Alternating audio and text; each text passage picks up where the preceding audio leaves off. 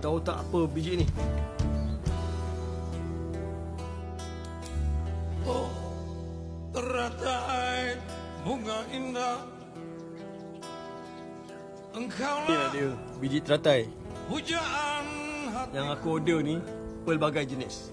Benda ni senang aja nak pucuk mana. Kau rendam dalam air. Kau tengok ni, seller dah potong siap-siap dah. Inilah yang akan keluar pucuk dia. Kau rendam je air dalam ni. Dalam 2-3 hari dah keluar dah pucuk dia. Apa yang kau perlu buat, tukar air setiap hari. Keluar banyak daun, tanam dalam tanah. Inilah daun dia. Bila dah besar, macam ni jadi dia. Punya, aku dah masuk ke dalam air. Inilah salah satu spesies bunga teratai. Bila dah kembang, cantik oh. Kalau berminat, masuk beg kuning. Dekat situ ada macam-macam jenis spesies.